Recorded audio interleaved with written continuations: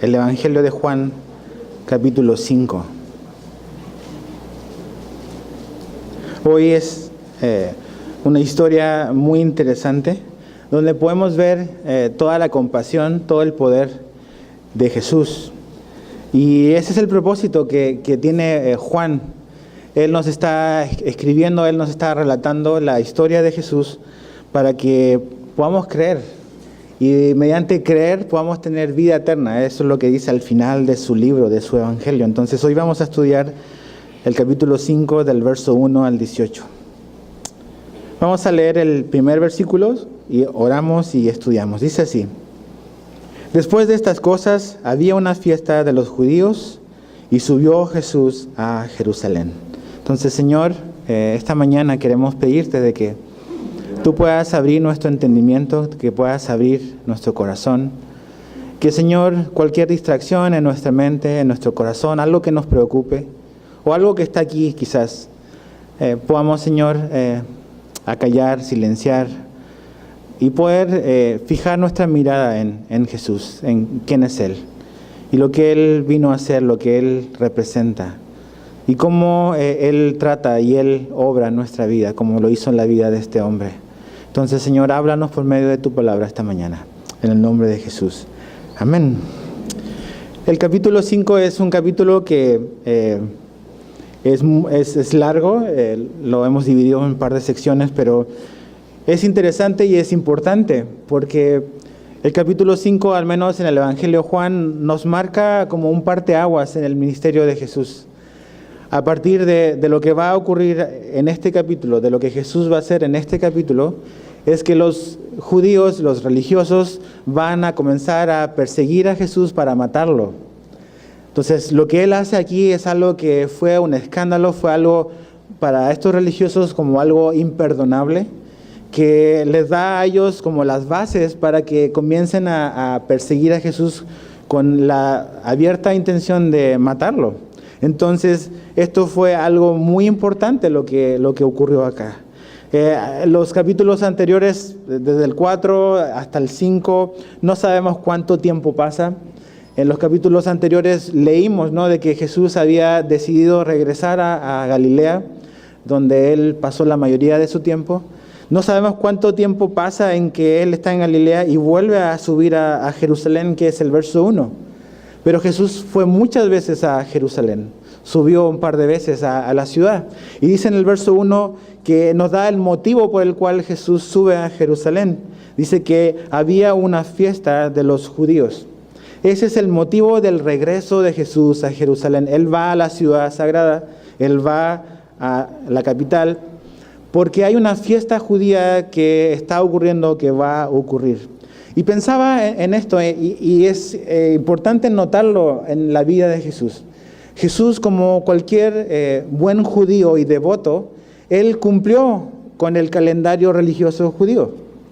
Un judío devoto debía de subir a Jerusalén para 3 fiestas importantes, a adorar a Dios en un año.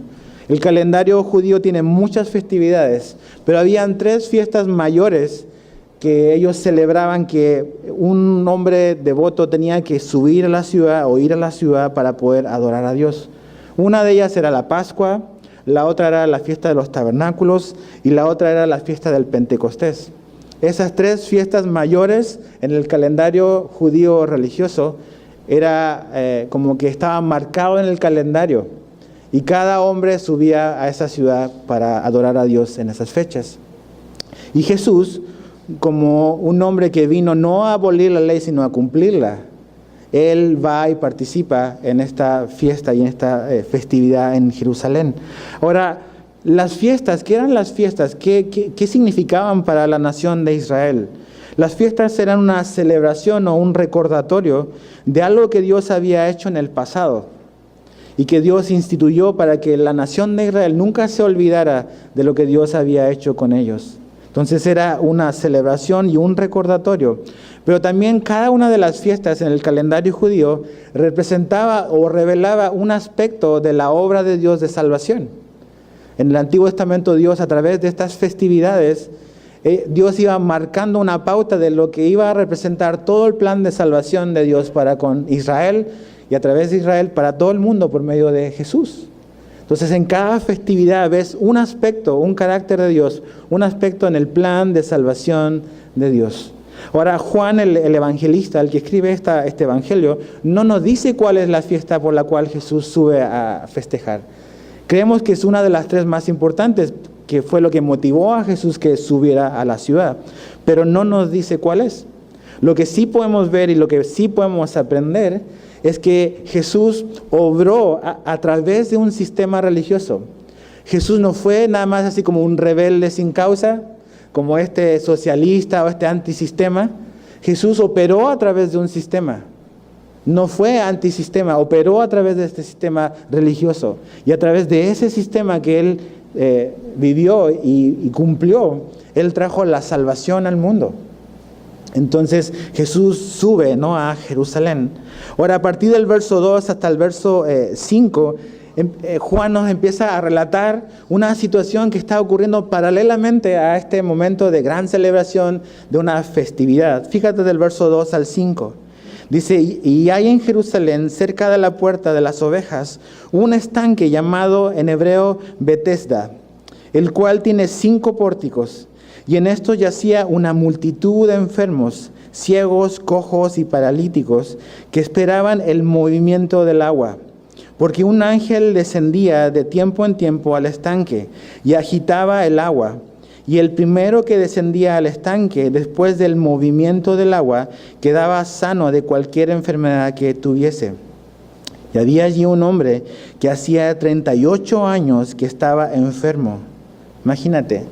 Entonces aquí vemos que la razón por la cual Jesús sube a Jerusalén es porque hay una festividad, hay una celebración judía, una celebración religiosa, un acto de adoración en Jerusalén. Pero paralelo a eso, hay otra realidad. No toda la gente está en el templo adorando, alegre, adorando a Dios, sino que hay mucha gente que está en un lugar donde hay miseria, donde hay problemas, donde hay dolor, donde hay tristeza, ¿no? Y Jesús va a usar esta ocasión para ir a adorar en el templo y ser parte de las festividades para mostrar su compasión en un lugar donde había mucha necesidad. Y Juan, con ese, creo que, deseo de que tú y yo podamos creer que Jesús es el Hijo de Dios y que la historia de Jesús es real y no es un mito, no es una historia que ocurrió quizás dónde, quizás cuándo. Nos da una serie de datos sobre ese lugar específico en lo cual o donde ocurrió esta historia. Lo primero que nos da es la ubicación de este lugar.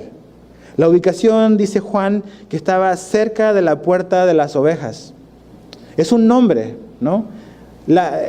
Y sabes que lees el Antiguo Testamento y este nombre aparece en el libro de Nehemías. En el capítulo 3, ¿se acuerdan de Nehemías, este hombre que era el copero del rey, que regresa a Jerusalén porque sabe de que la ciudad está destruida y Dios pone en su corazón el regresar y reedificar los muros de la ciudad? Y en el capítulo 3 menciona de que uno de los lugares que Nehemías reedifica y pone una puerta, especialmente la puerta de las ovejas. Nehemías estaba siglos antes reedificando esta puerta en la cual Jesús iba a estar siglos después haciendo algo tan asombroso.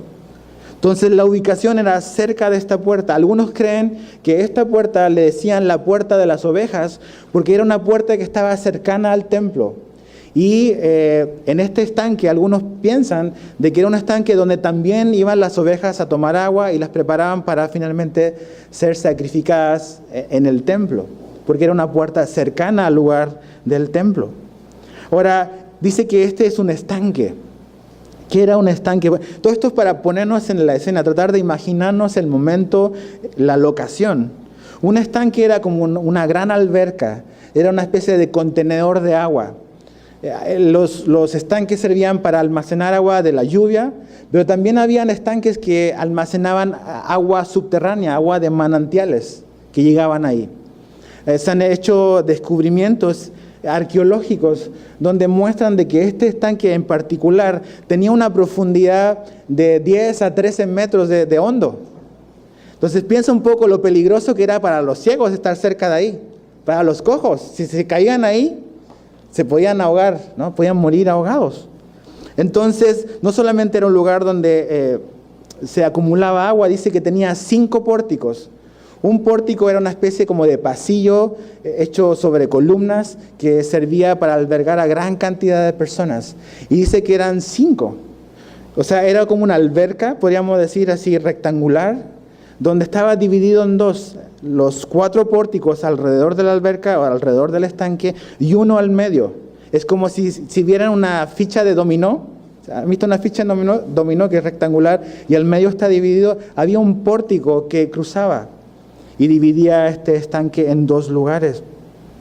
Y Juan da todos esos datos para mostrarnos de que era un lugar que podía albergar gran cantidad de personas. Los arqueólogos decían, por descubrimientos que han hecho, de que este lugar regularmente podía o asistía a un grupo de, no sé, de 100, 200 personas en Jerusalén. Pero acuérdate, este momento es un momento donde está ocurriendo una gran celebración, donde la multitud de gente en la ciudad es mayor a lo normal. Y que muchos creen de que este lugar en las épocas de fiestas, cuando llegaban enfermos de diferentes lugares de la nación, podía subir hasta 3,000 personas que podían estar ahí. Entonces empecemos como que a imaginarnos el momento, ¿no? de la situación. El lugar, el nombre de este estanque, habían varios estanques alrededor de Jerusalén. Hay unos llamados Siloé, Jesús hizo también cosas por ahí. Pero este se llama Betesda y el nombre es muy curioso, lo que significa. Betesda quiere decir casa de misericordia. Bet es casa. Y cuando se juntan las palabras Betesda, está diciendo casa de misericordia. Pero tú ves la escena y ves la gente que está ahí, y no es casa de misericordia, es casa de miseria. Porque toda esta gente que está reunida ahí está con grandes problemas. La gente aristocrática no está ahí a menos que esté enferma.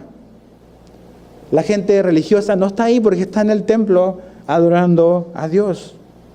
Pero esto lo que menos tiene es misericordia, es miseria, es desastre, es tragedia en cada vida de estas personas. ¿Por qué Juan nos revela todos estos datos de dónde estaba, cerca de qué, cómo estaba hecho?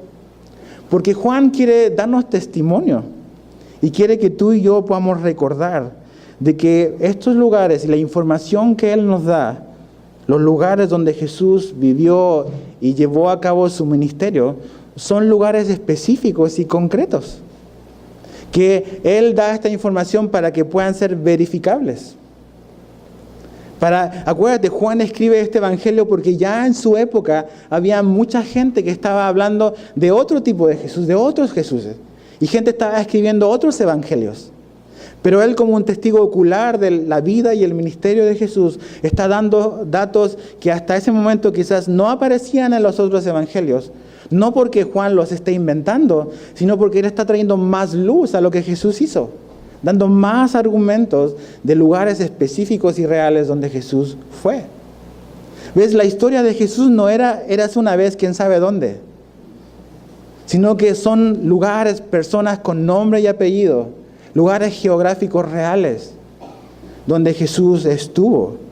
Cada uno de estos detalles no están ahí al azar puestos por el Espíritu Santo nada más como para rellenar. El Espíritu Santo que inspiró a Juan pone esto para que tú y yo podamos tener la certeza de que Jesús es real y que su vida fue real también. Esa es la razón por la que Juan da estos detalles.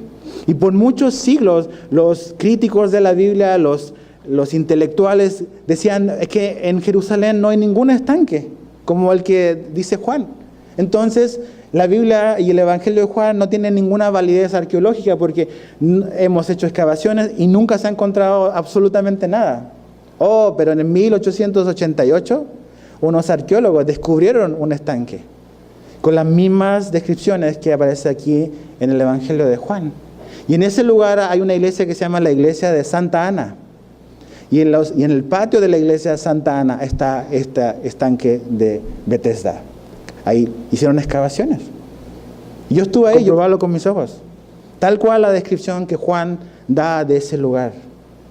Si vas algún día a Jerusalén, te van a llevar a ese lugar, a la iglesia de Santa Ana, donde está el estanque de Bethesda, donde Jesús hizo este milagro.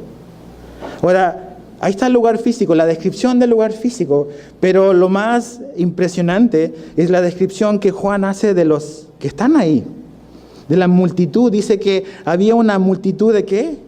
De enfermos. Eso es lo que dice, fíjate el verso 3, en esto yacía, o sea, la palabra yacer era como que están tirados en el piso. Yacía, dice el verso 3, una multitud de enfermos, una gran multitud. Y cuando tú lees la Biblia, es importante como que notar cuáles palabras son claves, porque las palabras no están elegidas al azar. Una palabra en la Biblia, una palabra clave, en este caso es enfermo. Esta historia se trata de gente enferma. Esa es la idea, ¿no? Y cómo Jesús va a intervenir en esta situación. Pero la palabra enfermo en el original es una palabra que quiere decir impotente o débil. Hoy en día impotente significa otras cosas en nuestra cultura, pero la palabra que Juan está diciendo aquí es, habían una multitud de impotentes y débiles ahí. Y después los cataloga en que eran cojos, eran ciegos, eran paralíticos. Pero lo primero que Juan dice, y usa esa palabra que no es muy común, tú lo ves en español, dice enfermo, pero en el original es impotente, débil. Dice que había una multitud así. ¿Has ido alguna vez a un hospital público? No privado, en una clínica bonita, donde te gustaría que nacieran tus hijos, ¿no? Es cuando vas a visitar a algún enfermo o está en el hospital general. O sea, si aún así en el hospital general, a lo mejor de nuestra ciudad, dices, órale, cuánta tragedia, la multitud de gente haciendo fila para que lo atiendan.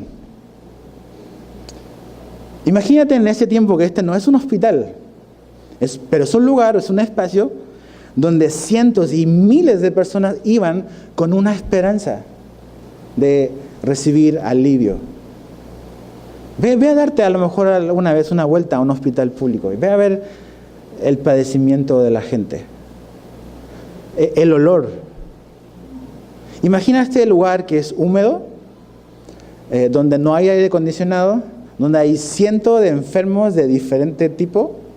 Imagínate lo que eso olía, ¿no? Imagínate ver a la gente con diferentes necesidades en el piso.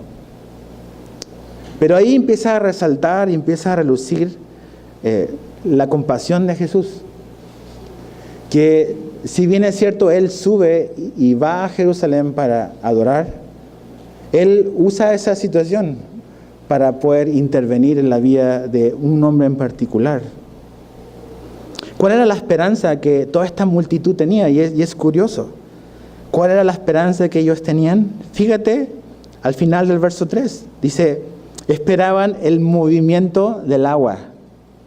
El verso 4 dice, porque un ángel descendía de tiempo en tiempo al estanque y agitaba el agua, y el que primero descendía al estanque después del movimiento del agua, quedaba sano de cualquier enfermedad que tuviese. Ahora tú dices, ¿qué onda con esto? O sea, ¿esto es real o por qué Juan lo menciona? Y aquí es algo interesante. En los manuscritos antiguos, en muchos de los manuscritos originales, el verso 4 no aparece. Sí aparece al final del verso 3, del movimiento de las aguas.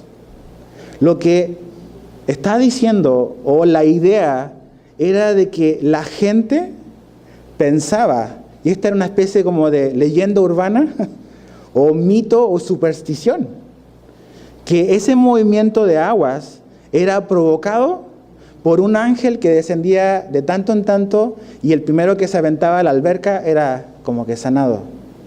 Entonces no es que Juan está diciendo que eso era algo que ocurría, es lo que la gente pensaba que ocurría interpretando un movimiento de aguas.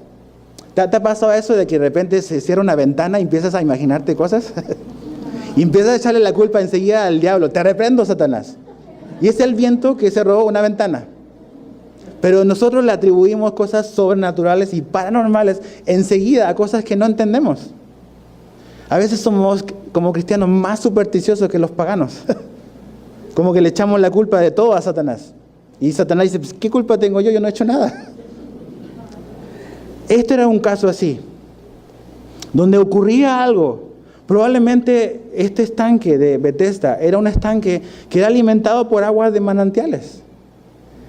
Y tú vas aquí a la laguna y hay fuentes de manantiales de aguas que salen. Yo he estado ahí y se ve como que el agua está viva, pero es agua que está saliendo desde el fondo de la tierra.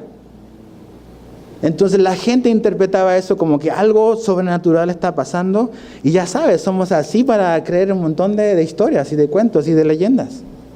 Las mandamos por WhatsApp. Entonces está pasando algo por allá, vamos allá, y quién sabe, a lo mejor Dios está obrando ahí. Entonces, esa era la historia. Entonces, esta multitud de gente tenía su esperanza puesta en eso, en una leyenda, en algo que no había certeza de que era así. Entonces, en ese contexto es que está transcurriendo esta historia. Y en ese contexto, al final, en el verso 5, dice que había un hombre ahí que hacía 38 años que estaba enfermo. Otra vez la palabra impotente. Esa es la palabra que Juan elige. Impotente y débil. Ahora, imagínate lo que significa estar 38 años así. O sea, yo con un día, 2 días o 3 días así de enfermo y que no me puedo mover, que estoy tirado en la cama, ya no quiero más guerra. Digo, pues ya. Pero estar 38 años así. ¿Qué tipo de cicatriz, qué tipo de circunstancia provoca eso en la vida de una persona? ¿No? Ya te acostumbras, ya dices, pues ya ni modo, pues voy a ir ahí, pues me dijeron que a lo mejor ahí me podían ayudar, pero realmente dices, ya perdiste toda esperanza, porque quizás lo has intentado. Juan no está diciendo que este hombre estuvo 38 años en este estanque. Lo que está diciendo es que hace 38 años que está con esa incapacidad y esa impotencia y esa debilidad física. Entonces, imagínate la escena, ¿no? Ahí están todos y llega Jesús. Fíjate el verso 6 al verso 9. Cuando Jesús lo vio acostado y supo que llevaba ya mucho tiempo así, le dijo, ¿quieres ser sano? Señor, le respondió el enfermo, no tengo quien me meta en el estanque cuando se agita el agua. Y entre tanto que yo voy, otro desciende antes que yo. Jesús le dijo, levántate, toma tu lecho y anda. Al instante aquel hombre fue sanado y tomó su lecho y anduvo. Y era día de reposo aquel día. El verso 6, ves la compasión de Jesús. Dice que bastó simplemente que Jesús viese ahí y supiese de este hombre. ¿Cómo supo Jesús la realidad y la historia de este hombre? No sabemos. El Padre pudo habérselo revelado sobrenaturalmente. Jesús es Dios y sabe y conoce los corazones de todos. O alguien se lo dijo, pero es poco probable que alguien se lo haya dicho. Aquí dice que Él lo vio y supo de su condición. Pero al ver Jesús la condición de este hombre, Él no se queda así como que pues vio el dolor y vio la miseria y no hizo nada al respecto. Sino que, aunque no aparece la palabra ahí mencionada, eso se llama compasión. Compasión es ver la miseria y querer hacer algo al respecto. Eso es compasión, misericordia. ¿Por qué Jesús se fijó en esto y no en la multitud? ¿Por qué Jesús no levantó a las 3,000 personas? No lo sabemos.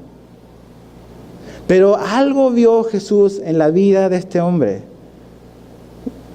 Una sombra de tristeza en su corazón, una falta de esperanza.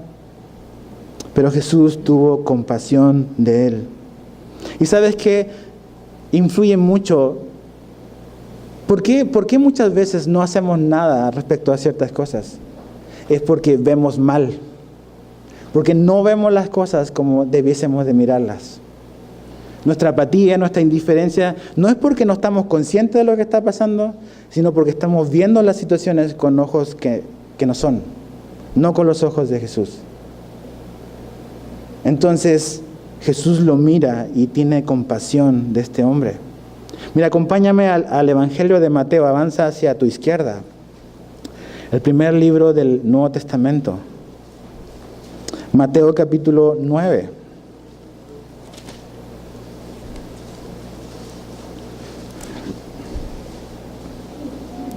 Mateo capítulo 9, verso 35 al 36. Mira lo que dice aquí. Recorría Jesús todas las ciudades y aldeas, enseñando en las sinagogas de ellos, predicando el evangelio del reino y sanando toda enfermedad y toda dolencia en el pueblo. ¿Por qué Jesús hacía eso? Dice, está la explicación en el verso 36. Y al ver las multitudes, ¿qué dice ahí? Tuvo compasión de ellas porque estaban desamparadas y dispersas como ovejas que no tienen pastor. Así Jesús veía a la gente, como ovejas sin pastor, desamparadas. Porque su compasión era el que lo movía a poder hacer algo al respecto de las cosas que aquejaban a la gente. En algunos significó que Jesús les sanara y les levantara de sus dolencias, pero Jesús no hizo eso con todos. Pero Jesús venía a hablar de algo mayor, algo más importante que simplemente recibir sanidad física, una restauración física. Y vamos a verlo un poco más adelante. Pero en el caso de este hombre, cuando Jesús le ve y sabe toda su historia, quizás no sabemos, quizás no podemos afirmarlo, pero quizás este es el hombre que por más tiempo ha estado quizás enfermo, no sabemos. Pero hubo algo que movió a Jesús a enfocarse en este hombre. Ahora, la pregunta de Jesús en el verso 6 es como que, ¿no te llama la atención? Que Jesús le diga, ¿quieres ser sano? ¿Qué pasa si tú fueses a un hospital a alguien que recién está operado y le dice, oye, ¿quieres ser sano? ¿Quieres levantarte? ¿Qué tal? Está así como que, claro que quiero ser sano. ¿Por qué me preguntas? Y tú dices, ¿qué onda con la pregunta de Jesús? Pero muchas veces, yo pienso en la vida y trato de imaginarme en la vida de este hombre. Creo que los versos que están antes tienen que ver un poco con eso. Un hombre que ha estado 38 años enfermo y que, como vemos después, dice, no alcanzó ni siquiera a llegar al lugar donde quizás pueda tener como que una chance y una posibilidad de ser sanado. Es quizás probablemente un hombre que en el fondo ha perdido toda esperanza de que su circunstancia cambie. Y está ahí porque pues tiene que estar ahí, porque a lo mejor espera un golpe de suerte, pero realmente en el fondo quizás ya ha perdido todo interés, toda esperanza de ser sanado, de que su situación cambie. Lo que, si pudiésemos quizás poner la pregunta de Jesús de otra manera es, ¿quieres que tu situación cambie? ¿Quieres que las cosas sean diferentes a partir de hoy? Y ¿sabes qué? Creo que esa es la pregunta que nosotros tenemos que hacernos sobre nosotros. Jesús nos pregunta, ¿quieres seguir así? ¿Realmente quieres seguir así o no? ¿O quieres que tu vida cambie? ¿No? Y no me estoy refiriendo únicamente a que estamos hablando de que Dios va a hacer un milagro. Dios puede hacer lo que Él quiere, Él es soberano. Pero como vamos a ver en esta historia, Dios está interesado en cosas más profundas que simplemente un milagro de una enfermedad. Pero lo que tenemos que preguntarnos nosotros y hacernos esa pregunta es, ¿quiero que mi vida cambie o no? Porque a lo mejor estoy cómodo, ya estoy acostumbrado, ya a lo mejor quizás estoy consciente de lo que me pasa, pero ya no tengo ningún interés en buscar un cambio o de ver una posibilidad de que las cosas sean diferentes en nuestra vida. Y creo que también cuando Jesús le dice, ¿quieres ser sano? Hay dos ideas que tenemos que pensar que muchas veces hemos como que incrustado en nuestra mente en el tiempo en el que vivimos. Número uno, escuchamos constantemente decir, querer es poder. No, nada más, basta que tú quieras y vas a poder. Ok, este hombre, querer no es poder para él. Ok. Quizás ha querido por 38 años y no ha podido. ¿Te has encontrado así? De que tú dices, o sea, quiero que mi vida cambie, voy a ser diferente, voy a portarme bien, voy a hacer esto, voy a intentarle por acá, voy a ir allí donde me dijeron, no, mejor voy a probar acá, y andamos probando por todos los lugares, viendo si por fin alguien nos puede ayudar. Y lo único que llegas al final y te descubres es que querer no es poder. No basta con simplemente querer para cambiar tu realidad, para cambiar tu vida. Quizás puedes mejorar ciertas cosas, pero la vida como Dios la ve, como Jesús nos muestra, no basta simplemente querer para poder. Lo segundo, idea que esta historia tira por el suelo, es eso que decimos, que ayúdate que yo te ayudaré.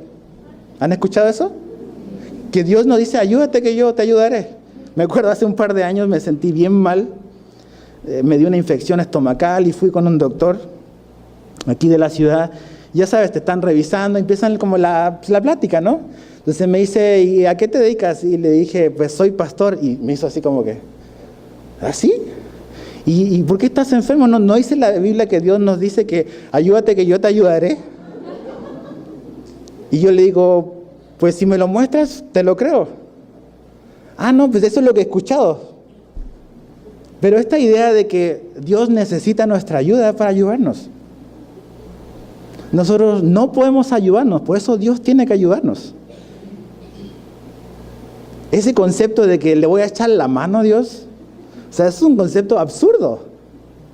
Dios no necesita que yo le eche la mano, porque yo no puedo. Yo estoy impotente en contra de mi pecado. No tengo el poder para cambiar mi vida. Yo lo que Jesús pide de mí es que me arrepienta y que venga a Él, pero yo no tengo, ni tú tienes el poder para de repente mágicamente decir, ya no voy a ser más impotente, ahora soy todo poder y yo lo puedo. Y toda esta mentalidad que hoy en día todos estamos siendo bombardeados. Tú puedes, el campeón que hay en ti y todas esas cosas que escuchamos. Este hombre no puede. Y tampoco Dios le está pidiendo que ayúdate que yo te voy a ayudar. Jesús viene y dice, yo te voy a ayudar porque tú no te puedes ayudar. Ahora, este hombre es como un ejemplo de nuestra vida con Dios. Esa era nuestra condición. Tú y yo, todo ser humano, estábamos separados de Dios. Cuando Adán y Eva desobedecieron, cuando pecaron en el huerto, quedaron y quedamos nosotros por ende destituidos de la presencia de Dios, separados de Él. Y me encanta como Pablo lo pone en Efesios 2:12, dice que nosotros estábamos sin esperanza y sin Dios en el mundo. Esa era nuestra condición. Sin Jesús, sin Cristo, sin esperanza y sin Dios en el mundo. Puedes quizás tener todo lo que quieras materialmente, puedes tener quizás un buen trabajo, estar contento. Pero si no tienes a Cristo, estás sin Dios y sin esperanza en el mundo. Ese es el diagnóstico de Dios. Y esa era nuestra vida. Estábamos impotentes, incapacitados de cambiar nuestra situación caída y separada de Dios.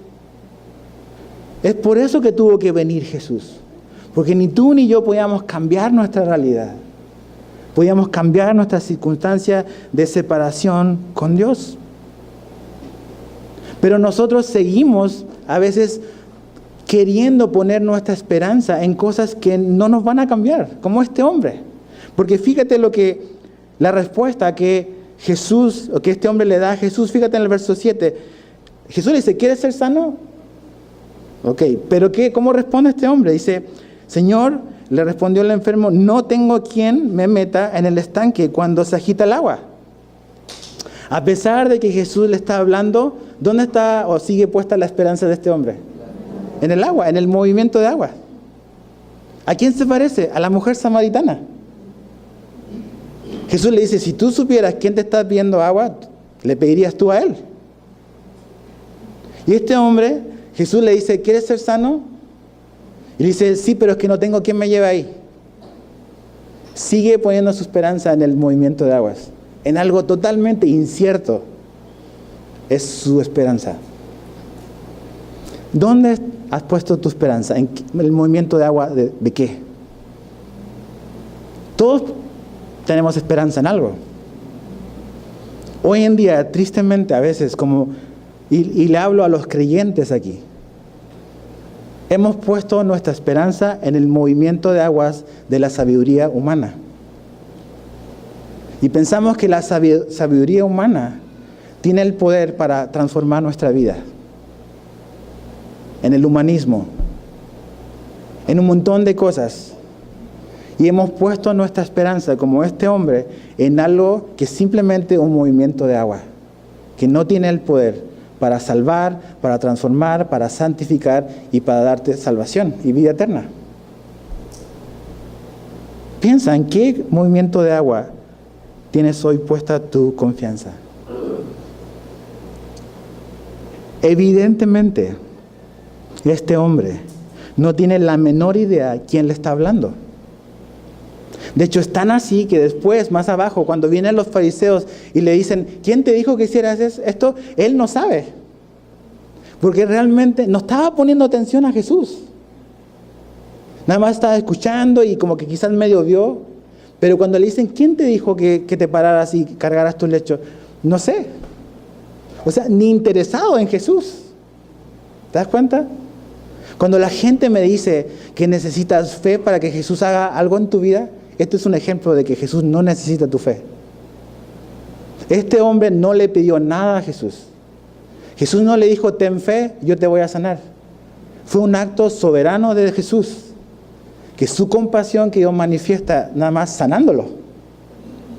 Este hombre no le da las gracias por lo que Jesús hizo en su vida. Pero eso es la compasión, la misericordia de Jesús. No estoy diciendo que la fe no importe, porque vi la cara de algunos así como que ¡ay! Pero esa idea de que tienes que tener una tremenda fe, porque si Jesús no hace algo en tu vida es porque te falta fe. Sí, nos falta fe, claro que nos falta. De hecho, fue una de las cosas que Jesús siempre les andaba diciendo a sus discípulos, hombres de poca fe. Pero Jesús no necesita o no está condicionado a que tú tengas fe para que Él obre. Un ejemplo de eso es la vida de este hombre. No está ni interesado en Jesús, ni se acuerda quién es. Pero Jesús, su compasión es tan grande que aún a pesar de eso, Jesús decide hacer algo al respecto. Pero este hombre dice, no tengo quien me meta en el movimiento de aguas. No solamente este hombre no puede llegar ni cerquitita de donde él cree que está la solución, sino que tampoco tiene a alguien que lo ayude a llegar ahí. A veces así estamos, ¿no? O así estábamos. No podíamos cambiar. Y no había ni siquiera alguien que nos pudiese ayudar siquiera para estar cerca de donde quizás nosotros pensamos de que estaba la ayuda. Y fue ahí cuando llegó Jesús a nuestra vida. Cuando nadie nos podía cambiar y nadie estaba interesado en nosotros tampoco. Ese es Jesús, ese es nuestro Señor, ese es nuestro Salvador. Este hombre está impotente y frágil, confiando en algo inexistente, que no tiene el poder de cambiar su circunstancia presente, ni tampoco la eterna. Ahí está este hombre confiando nada más en algo incierto, en algo falso, en algo erróneo. Jesús le dice, qué ridículo tu fe. ¿Le dijo así Jesús? No. Nada más le mostró algo más grande, algo mejor. alumbró con una luz más intensa. A veces nosotros, con nuestros amigos que son católicos, a veces como que ponemos toda nuestra fuerza en como que hablarles de su devoción a María, ¿no? Y como que los atacamos. Y sabes que ese es un cerillito. Muéstrale una luz más grande que ese cerillito, que es Jesús. Ya ni se van a acordar de su cerillo. Jesús hizo algo tremendo en la vida de este hombre. No le dijo, qué absurda tu creencia. No es que a Jesús no le preocupe la mentira, claro que sí. Pero Jesús hizo algo más grande y duradero en la vida de este hombre. Entonces, la esperanza de este hombre era algo incierto. ¿Cuál es el poder? El poder está en Jesús. ¿Qué es lo que Jesús dice? Levántate, toma tu lecho y anda. Esa fue la instrucción, el comando de Jesús. Levántate. Es un verbo imperativo, es un mandamiento. O sea, Jesús le está diciendo, ya, arriba. ¿Te imaginas este cojo que, o sea, qué onda contigo? ¿Cómo que arriba? ¿Cómo que levántate? Pero este hombre solo se pudo levantar porque Jesús le dio la instrucción para levantarse. No es confesión positiva de que nada más dilo y va a ocurrir. No es como que decláralo, recíbelo, lo decreto. Nada de eso. Es la palabra de Jesús, no la palabra del enfermo, la que levantó a este cojo. Jesús le dice, levántate y anda. ¿Sabes qué? Eso es lo que necesitamos. Ahí está el poder para que nuestra vida cambie. No en mi determinación, no en tu determinación, no en tu fuerza de voluntad. Mi voluntad la rindo a Cristo, claro que sí. Pero mi fuerza de voluntad no es suficiente para cambiar y transformar mi vida. Necesito un poder mayor a eso. Que ponga en mí, como dice la Biblia, el querer y el hacer. Y Jesús cuando habló y dio la instrucción, puso en este hombre el querer como el hacer, el poder levantarse efectivamente. De tener todos esos músculos, 38 años atrofiados. ¿Qué empezó a sentir este hombre? Algo seguramente en su cuerpo, de cómo los tendones, los músculos empiezan a agarrar fuerza. Y empieza a volver la vida. Y este hombre puede experimentar algo que quizás había perdido la esperanza, pero que Jesús puede hacer una realidad en su vida. ¿Qué cosas imposibles Jesús las ha hecho posibles para ti? Y cuando Él las hace posibles, es porque Él te las está pidiendo. Cuando Jesús te da una instrucción y me dice a mí, Edgar, tienes que amar a tu esposa. Eso es imposible para mí, para amarla como Jesús me pide que lo haga. Pero cuando Jesús nos pide algo, Él nos da la capacidad para hacerlo. Cuando Jesús te dice a ti como esposa, honra a tu marido, sujétate a tu marido, eso es algo que tú no vas a poder hacer. Pero cuando Jesús te lo dice y te lo pide, también te está dando el poder para hacerlo. El cojo podría haber dicho, es que no puedo. Sí, tú no puedes, pero yo te estoy dando el poder para levantarte. A lo mejor tú dices, yo no puedo dejar el alcohol. Yo no puedo dejar esto, no puedo dejar la pornografía, no puedo dejar la ira que tengo de años en mi vida. No puedo. Y sí, no puedes. Algo debe de ocurrir en ti, algo debe de ocurrir dentro de mí, que me da el poder para poder decir no a eso ya. Y poder creerle a Jesús y responder a Él en fe. El poder de Jesús. Por eso esa palabra impotente es tan importante para Juan. Porque aquí vemos a un hombre impotente frente a frente al omnipotente, que es Jesús. Impotente, omnipotente. Un hombre que quizás intentó, de hecho, el que él esté en este lugar significa que voy a ir a probar, voy a ir a ver. ¿Dónde estás probando? ¿Dónde estás buscando? Aquí, allá, brincando por todas partes. Sabiduría humana, humanismo. grupos de ayuda. ¿Dónde estás buscando? Vas a seguir impotente, débil. El omnipotente, Jesús, es el que tiene el poder para levantarte y hacerte andar. Él. Entonces, yo debo de examinar mi vida y examinar la palabra de Dios. Cuando Dios me dice, haz esto, vive así, no me está dando una clase de moralismo. Me está diciendo la vida que Él espera que yo viva por la capacidad que Él pone en ti y en mí para vivir una vida diferente. Tú y yo tenemos también la ayuda del Espíritu Santo. Jesús le dijo a sus discípulos en el libro de Hechos que Él iba a enviar al Espíritu Santo para que recibiéramos poder para ser testigos de Jesús. Para que tú y yo podamos reflejar a Jesús en cualquier contexto, en cualquier realidad de la vida. Sea fácil y sobre todo si es difícil. Pero Él nos ha provisto del poder para hacer su voluntad. Dios no te ha provisto de su poder para que tú hagas tu voluntad. En tu voluntad tú vas solo, yo voy solo. Pero si quiero hacer la voluntad de Dios, Él me da su poder. Ahora, fíjate el verso 10 al 13. Entonces los judíos, acuérdate, termina con que esto ocurrió en el día de reposo. ¡Ups! Problemas. Verso 10 al 13. Entonces los judíos dijeron a aquel que había sido sanado en día de reposo, no te es lícito llevar tu lecho.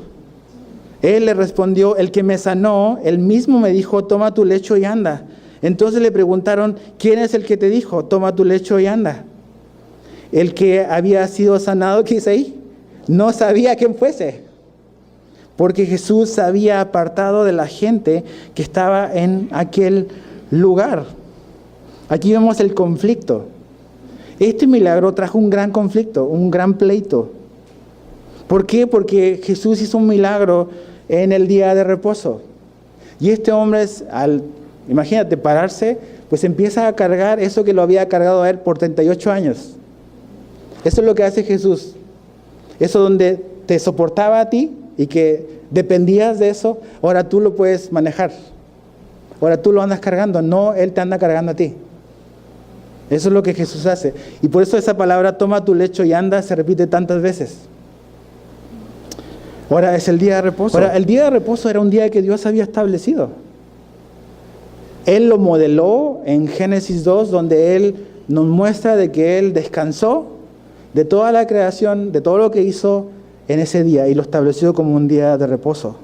También Dios lo reguló para con la nación de Israel cuando les dio la ley de Moisés. Puedes leer el libro de Éxodo, capítulo 20, versos 8 al 10. Pero estos judíos ven el llevar la camilla, porque eso es el lecho. El lecho era una especie de camilla. Este cojo estaba ahí no porque él podía llegar, sino porque seguramente alguien lo llevaba todos los días.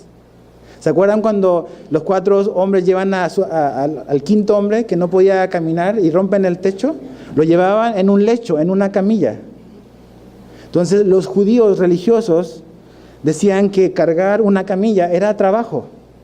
Era trabajo.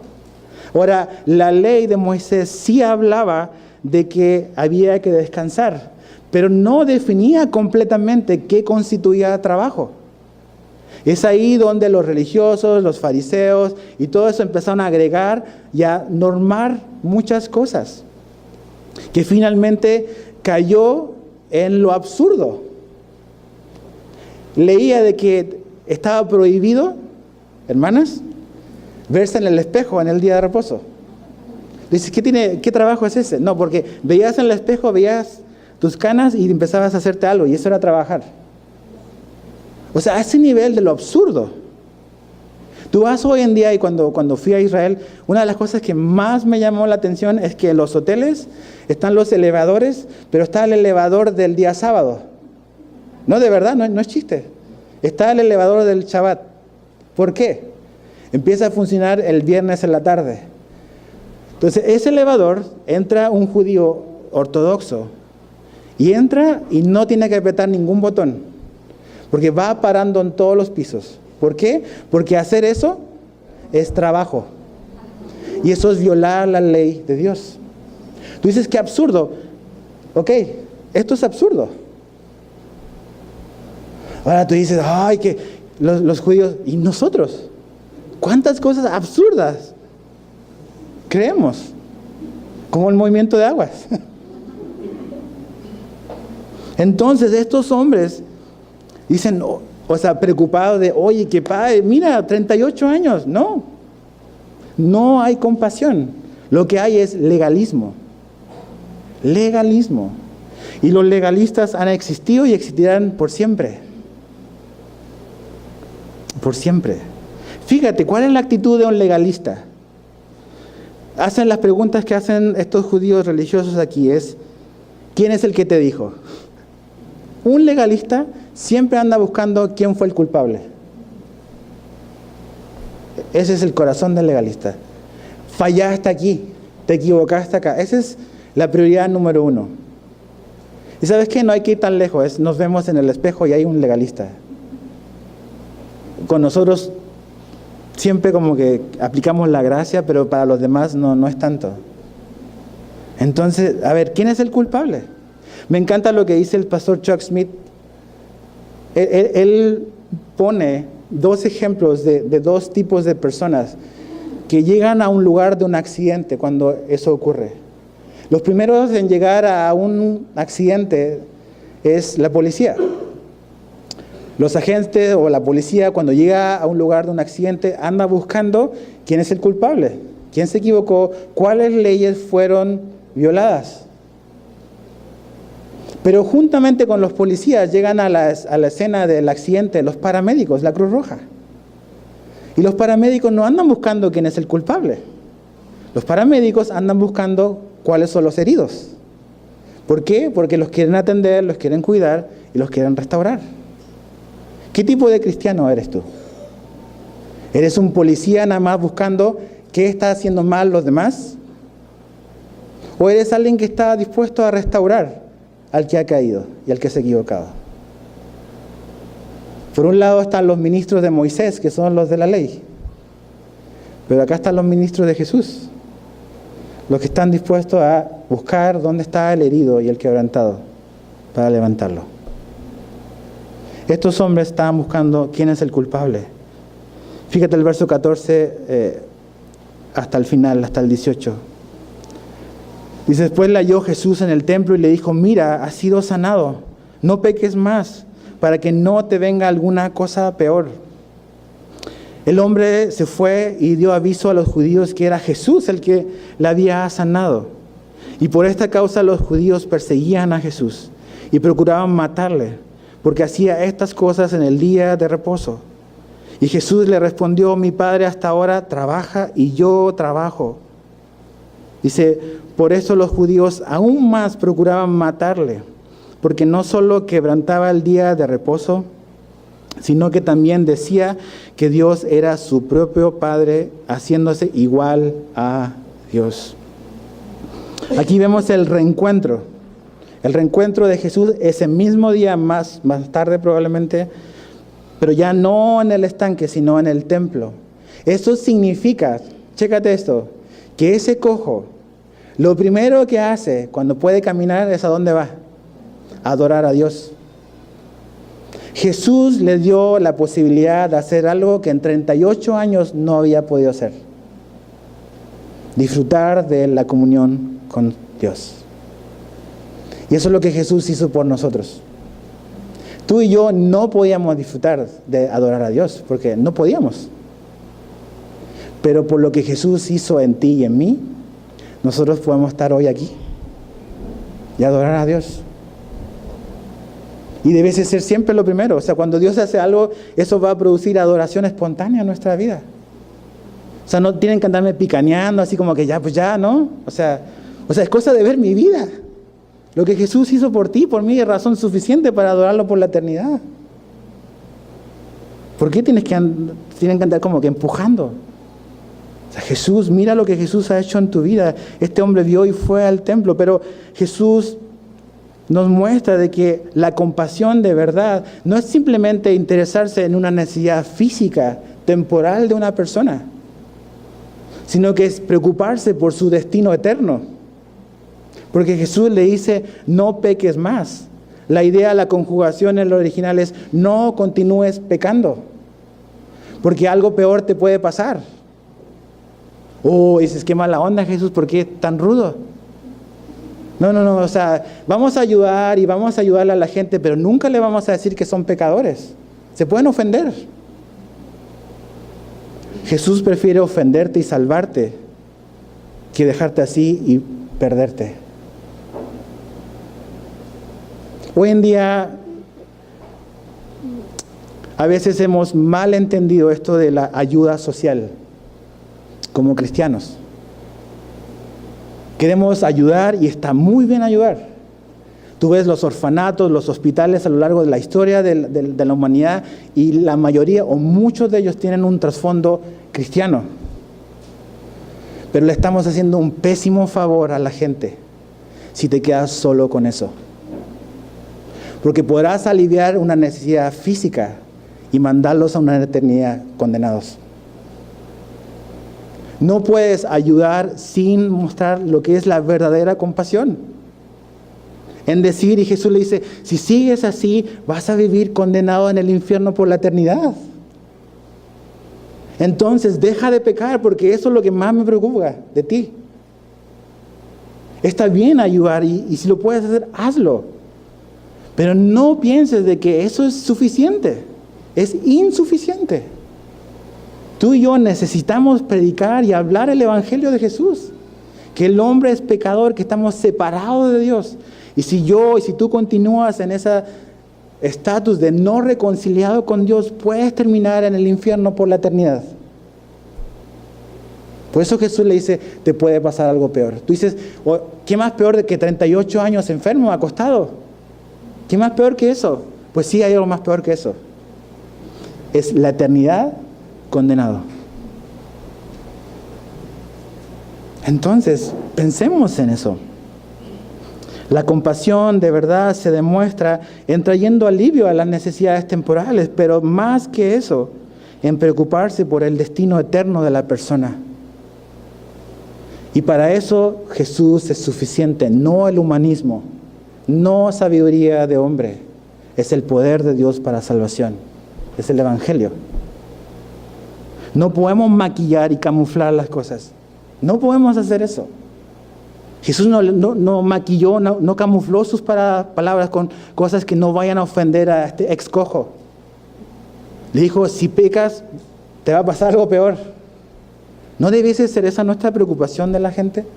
Que algo peor está esperando, pero que tú y yo podemos hacer algo al respecto para cambiar ese destino. Tenemos que perder el temor. Y no es salir a ofender a la gente, porque a veces los cristianos piensan que predicar el Evangelio es nada más salir a ofender. Pero el Evangelio, cuando tú hablas las buenas nuevas y hablas de la salvación, ahí dices, ¿por qué es buena nueva? Porque hay una mala nueva. Y es que esto es lo que va a pasar si no hay un arrepentimiento, si no vienes a Jesús. Y es lo que Jesús hace aquí. Todos somos pecadores. Absolutamente todos. Todos hemos pecado. Jesús le dijo, si tú codiciaste a una mujer en tu corazón, tú cometiste adulterio con una mujer en tu corazón. Si tú te enojaste con tu hermano, con tu prójimo, tú eres culpable de juicio también. Nosotros categorizamos los pecados, pero Dios ve el corazón. Y basta la concepción aquí para declararnos culpables. Entonces todos somos pecadores, todos necesitamos la gracia de Dios, todos necesitamos a Jesús, todos necesitamos venir al arrepentimiento. Porque Jesús no quiere que te pase algo peor. Y me encanta, para terminar, Jesús le dice el verso 17, mi Padre hasta ahora trabaja y yo trabajo. O sea, Jesús le está diciendo, mi Padre jamás descansa. ¿Y no te da gusto eso? Que la obra de Dios nunca para. Tú te vas a dormir en la noche, el fin de semana descansas, pero la obra de Dios en tu vida y a través de tu vida jamás para. Y Jesús es igual. Tú puedes estar descansando, pero Jesús siempre va a estar obrando. Tú puedes decir, a lo mejor no está pasando nada, Jesús sigue obrando en tu vida y transformando la vida de las personas. Y aquí ves el propósito de Dios. El propósito de Jesús, era hacer la obra de Dios. El propósito de los religiosos era matar al Hijo de Dios. Chécate ese contraste. Dices, órale. Entonces, mi amigo, mi querido amigo, examina tu vida. Examinemos nuestra vida. ¿Qué cosas has estado batallando por 38 años? ¿Con qué cosas has estado batallando por 10, 15 años? ¿Qué cosas dices, nomás lo he intentado de todas maneras, le he hecho promesas a Dios, que nunca más lo voy a volver a hacer? Y otra vez. Es porque quizás, solo quizás, estás confiando en tu poder, que es impotencia. Lo que tú y yo necesitamos es venir al omnipotente Jesús, que es todo compasión, todo poder, y tiene la capacidad de hacer nuestra vida diferente. Reconcíliate con Dios. Si estás aquí como una persona que no ha nacido de nuevo, que no le ha pedido perdón a Dios por sus pecados, ahorita vamos a orar, y así en lo privado de tu corazón, arrepiéntete, abandona ese pecado. Jesús quiere quiere que tú pases la eternidad con Él. Jesús no quiere que te pase algo peor por la eternidad. ¿Qué vas a hacer con sus palabras? Reconcíliate con Dios.